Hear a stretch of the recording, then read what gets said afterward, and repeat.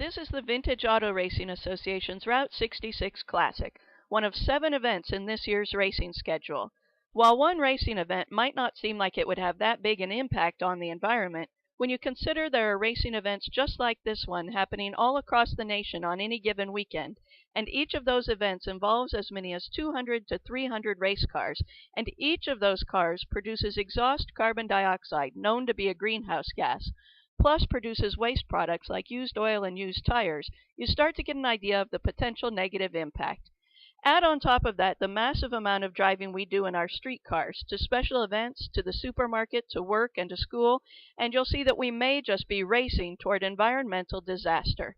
So, let's take a moment to throw the caution flag, slow down a little bit, and take a look at some simple ways we can help protect the environment while still having fun. First, let's talk about oil.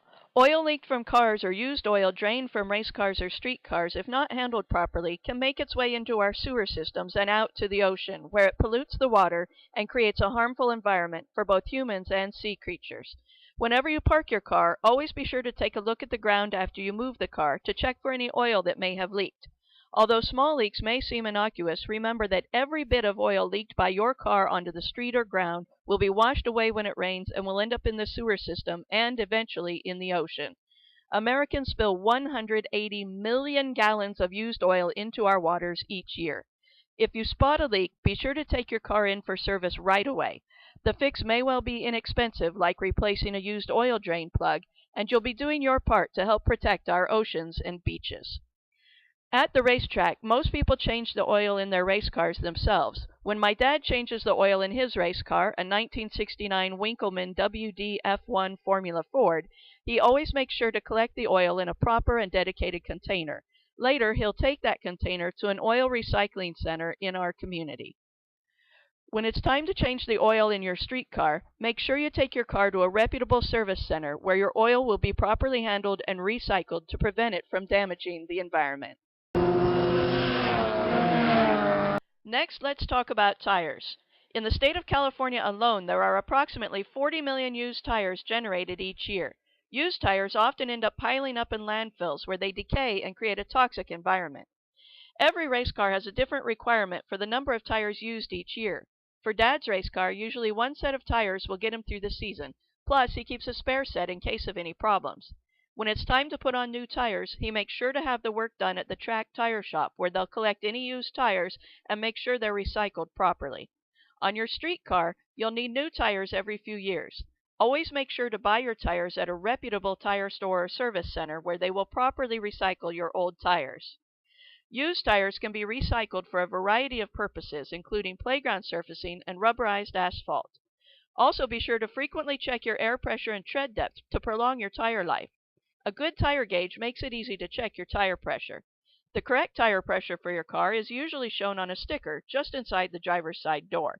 If you don't find it there, check your owner's manual for the correct tire pressure or location of the sticker.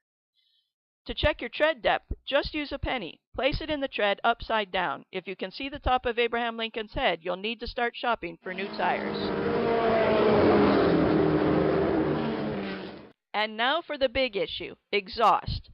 It's the exhaust from race cars and street cars that releases carbon dioxide, known to be a greenhouse gas, into the atmosphere. Carbon dioxide and other greenhouse gases absorb radiation emitted by the Earth, trapping it within the atmosphere and re-radiating much of it back to Earth. This increases Earth's temperatures and may lead to major climatic change for our planet. In both race cars and street cars, it's absolutely vital to make sure that your car is tuned properly and meets all emissions regulations. For race cars, drivers must be certain to keep their cars in top racing condition, minimizing the amount of exhaust by making sure all engine and exhaust components are properly functioning and by keeping all aspects of the race car well maintained and within series regulations. For street cars, it's vital to be sure that your car meets all state emission regulations by having the necessary smog checks performed by authorized smog check centers and by having any needed repairs handled as quickly as possible to reduce any additional emissions that may be occurring. You can help to offset the negative impact of carbon dioxide emissions by taking other simple steps to reduce your overall effect on the environment. At the racetrack, Dad and I always make sure to collect our recyclables and take them home with us. where we deposit them in our city-provided recycling bin for proper collection and repurposing. Whenever possible, Dad and I carpool to events and stay at a hotel near the track to minimize the distance we drive and reduce the amount of carbon dioxide we produce.